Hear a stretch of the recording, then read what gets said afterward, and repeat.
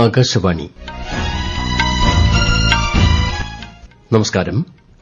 വാർത്തകൾ വായിക്കുന്നത് തുളസീദാസ് പരമേശ്വരൻ.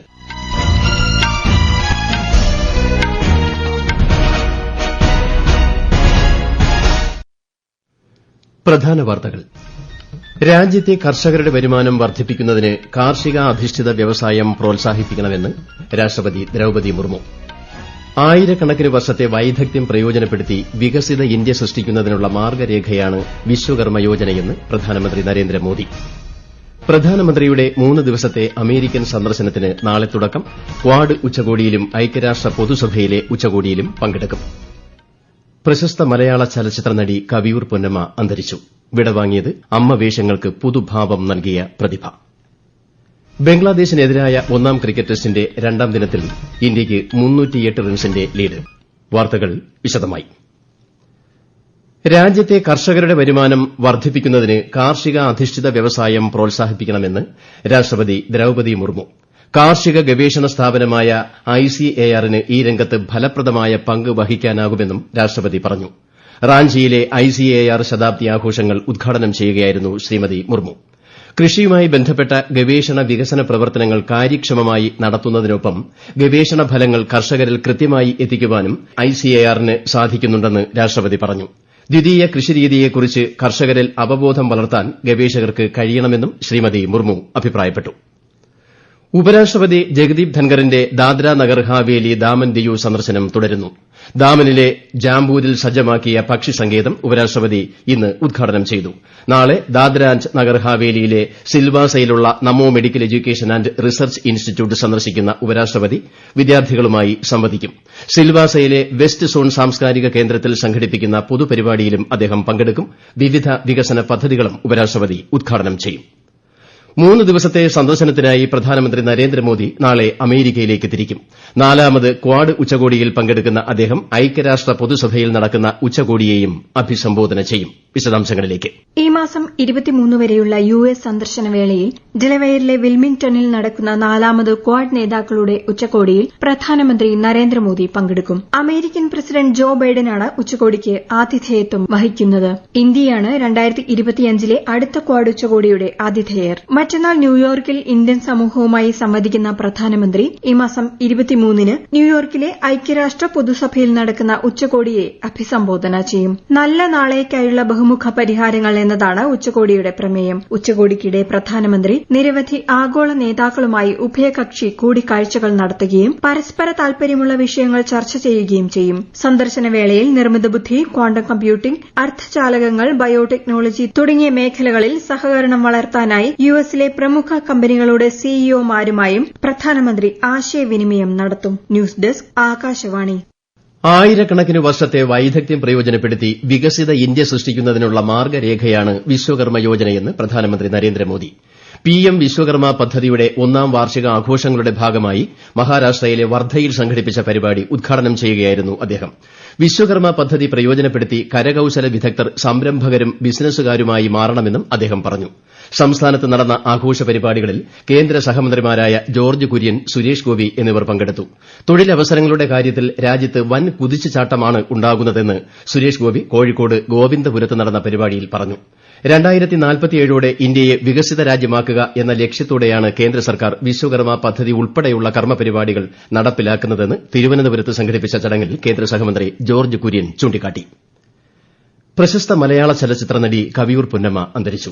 വാർദ്ധക്യ സഹജമായ അസുഖത്തെ തുടർന്ന് സ്വകാര്യ ആശുപത്രിയിൽ ചികിത്സയിൽ ഇരിക്കെയാണ് അന്ത്യം. 79 വയസ്സായിരുന്നു.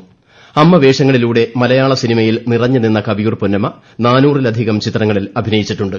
മാതൃഭാവമുള്ള കഥാപാത്രങ്ങളിലൂടെ മലയാളികളുടെ ഹൃദയത്തിൽ ഇടം നേടിയ കവിയൂർ പൊന്നമ്മ നാടകത്തിലും ടെലിവിഷനിലും ശ്രദ്ധേയമായ സംഭാവനകൾ നൽകിയ നടി ആയിരുന്നുവെന്ന് മുഖ്യമന്ത്രി പിണറായി വിജയൻ അനുസ്മരണ സന്ദേശത്തിൽ പറഞ്ഞു. 70 വയസ്സും അതിൽ കൂടുതലുമുള്ള എല്ലാവരെയും ഉൾപ്പെടുത്തി ആയുഷ്മാൻ ഭാരത് പ്രധാൻമന്ത്രി ജൻ ആരോഗ്യ യോജന വിപുലീകരിക്കുവാനുള്ള തീരുമാനം സമൂഹത്തിൽ വലിയ മാറ്റങ്ങൾക്ക് വഴിയൊരുക്കുമെന്ന് കേന്ദ്ര ആരോഗ്യമന്ത്രി ജെ.പി. നഡ്ഡ. ഏകദേശം 6 കോടി മുതിർന്ന പൌരന്മാർക്ക് 5 ലക്ഷം രൂപയുടെ സൌജന്യ ആരോഗ്യ ഇൻഷുറൻസ് ലഭ്യമാക്കുവാനാണ് ഇതിലൂടെ ലക്ഷ്യമിടുന്നതെന്നും കേന്ദ്രമന്ത്രി പറഞ്ഞു. ആരോഗ്യ മന്ത്രാലയത്തിന്റെ പ്രവർത്തനങ്ങളും നേട്ടങ്ങളും സംബന്ധിച്ച് ന്യൂഡൽഹിയിൽ മാധ്യമങ്ങളോട് സംസാരിക്കുകയായിരുന്നു അദ്ദേഹം. ഈ സർക്കാർ അധികാരത്തിൽ വന്ന് 100 ദിവസത്തിനിടെ നടത്തിയ നിരവധി ക്ഷേമ പ്രവർത്തനങ്ങൾ കേന്ദ്രമന്ത്രി എടുത്തു പറഞ്ഞു. ഈ വാർത്തകൾ ആകാശവാണിയിൽ നിന്ന്. ലാവോസിൽ നടന്ന 21ാമത് ആസിയാൻ ഇന്ത്യ സാമ്പത്തിക മന്ത്രിമാരുടെ യോഗത്തിൽ കേന്ദ്ര വാണിജ്യ വ്യവസായ മന്ത്രി പീയൂഷ് ഗോയൽ പങ്കെടുത്തു. വ്യാപാര സാമ്പത്തിക ബന്ധങ്ങൾ ദൃഢമാക്കുവാനും പുതിയ വ്യവസായ അവസരങ്ങൾ സൃഷ്ടിക്കുവാനും ലക്ഷ്യമിടുന്ന ആസിയാൻ ഇന്ത്യ ചരക്ക് കരാറിന്റെ പുരോഗതി യോഗം വിലയിരുത്തി. സന്ദർശനവേളയിൽ നിരവധി ഉഭയകക്ഷി ചർച്ചകളിലും കേന്ദ്രമന്ത്രി പങ്കെടുക്കും. ഭക്ഷ്യമേഖലയിൽ പരിസ്ഥിതി സൌഹൃദ പാക്കേജിംഗ് വികസിപ്പിക്കുന്നതിനുള്ള ഇന്ത്യയുടെ ശ്രമങ്ങൾ ആരോഗ്യ സുരക്ഷയ്ക്കും പരിസ്ഥിതി സംരക്ഷണത്തിലും നിർണായകമാണെന്ന് കേന്ദ്ര ആരോഗ്യമന്ത്രി ജെ പി നദ്ദ.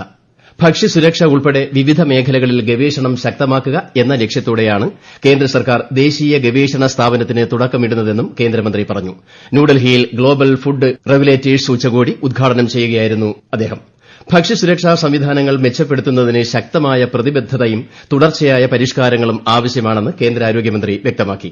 ദ്രുതഗതിയിലുള്ള ആഗോളവൽക്കരണവും സാങ്കേതിക പുരോഗതിയും ഉപഭോക്തൃ മുൻഗണനകളും ഭക്ഷ്യസംസ്കാരത്തിൽ മാറ്റങ്ങളുണ്ടാക്കിയതായി അദ്ദേഹം അഭിപ്രായപ്പെട്ടു.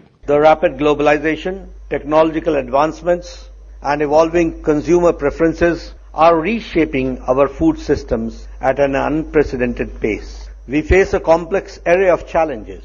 In this dynamic environment, the role of food regulators has never been more crucial. This demands continuous collaboration, relentless innovation, and a commitment to constant improvement in our food safety systems. 6ാമത് സംസ്ഥാന ഭക്ഷ്യസുരക്ഷാ സൂചികയിൽ 1ാം സ്ഥാനം നേടി കേരളം. കേന്ദ്ര ആരോഗ്യമന്ത്രി J P നദ്ദയാണ് ഭക്ഷ്യസുരക്ഷാ സൂചിക പുറത്തിറക്കിയത്. തമിഴ്നാട് 2ാം സ്ഥാനത്തും ജമ്മുകശ്മീർ 3ാം സ്ഥാനത്തുമാണ്. ബംഗ്ലാദേശിനെതിരായ ടെസ്റ്റ് ക്രിക്കറ്റ് പരമ്പരയിലെ ആദ്യ മത്സരത്തിൽ 2ാം ദിനം കളി അവസാനിച്ചപ്പോൾ ഇന്ത്യയ്ക്ക് 308 റൺസിന്റെ ലീഡ്. 1ാം ഇന്നിംഗ്സിന്റെ തുടക്കം മുതൽ ബാറ്റിംഗ് തകർച്ച നേരിട്ട ബംഗ്ലാദേശ് 149 റൺസിന് പുറത്താവുകയായിരുന്നു. 2ാം ദിനം കളി നിർത്തുമ്പോൾ 2ാം ഇന്നിംഗ്സിൽ 3 വിക്കറ്റ് നഷ്ടത്തിൽ 81 റൺസ് എന്ന നിലയിലാണ് ഇന്ത്യ. 33 റൺസുമായി ശുഭ്മാൻ ഗിൽ, 12 റൺസുമായി ഋഷഭ് പന്ത് എന്നിവരാണ് ക്രീസിൽ. ഇന്ത്യയുടെ 1ാം ഇന്നിംഗ്സ് സ്കോറായ 376 റൺസ് പിന്തുടർന്ന് ഇറങ്ങിയ ബംഗ്ലാദേശിന്റെ ആദ്യ ഇന്നിംഗ്സ് 149-ൽ അവസാനിച്ചു. 4 വിക്കറ്റ് പിഴുത ജസ്പ്രീത് ബുംറയാണ് ബംഗ്ലാദേശ് ബാറ്റിംഗ് നിരയെ നിലംപരിശാക്കിയത്. ഇന്ത്യയ്ക്കായി മുഹമ്മദ് സിറാജ്, ആകാശ് ദീപ്, രവീന്ദ്ര ജഡേജ എന്നിവർ 2 വിക്കറ്റ് വീതം നേടി. ചാങ്ഷൌവിൽ നടക്കുന്ന ചൈന ഓപ്പൺ ഷട്ടിൽ ബാഡ്മിന്റൺ ടൂർണമെന്റിൽ നിന്ന് ഇന്ത്യയുടെ വനിതാ താരം മാളവിക ബെർസോദ് പുറത്തായി. വനിതാ സിംഗിൾസിന്റെ ക്വാർട്ടർ ഫൈനലിൽ 2 തവണ ലോക ചാമ്പ്യനായ ജപ്പാന്റെ അകാനെ യമാഗുച്ചിയാണ് നേരിട്ടുള്ള സ്കോറുകൾക്ക് ബെൻസോദിയെ പരാജയപ്പെടുത്തിയത്. തിരുപ്പതി ലഡുവിൽ മായം ചേർത്തെന്ന ആരോപണത്തിൽ കേന്ദ്രം ആന്ധ്രാപ്രദേശ് സർക്കാരിനോട് റിപ്പോർട്ട് തേടി.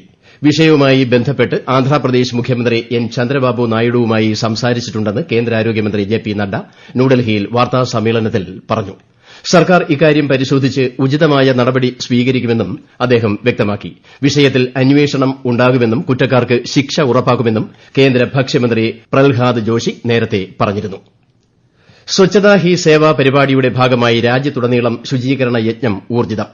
ക്യാമ്പയിനോടനുബന്ധിച്ച് ഏക് പേട് മാ കെ നാം വൃക്ഷത്തൈ നടീൽ പ്രചാരണവും പുരോഗമിക്കുകയാണ്. കേരളത്തിലും വിവിധ സ്ഥാപനങ്ങളുടെയും സംഘടനകളുടെയും നേതൃത്വത്തിൽ സജീവമായ ശുചീകരണ പ്രവർത്തനങ്ങൾ സംഘടിപ്പിക്കുന്നുണ്ട്.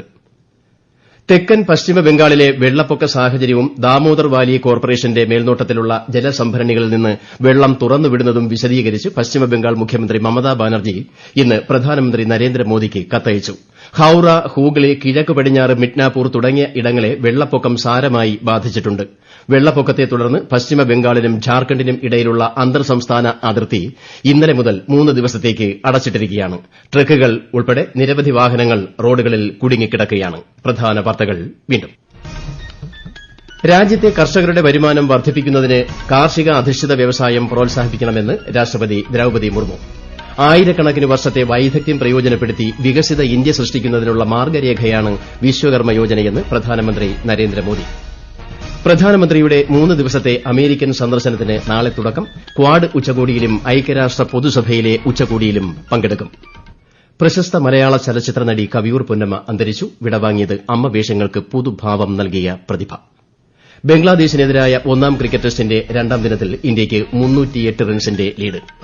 വാർത്തകൾ കഴിഞ്ഞു. അടുത്ത വാർത്താ പ്രക്ഷേപണം 8:35-ന്.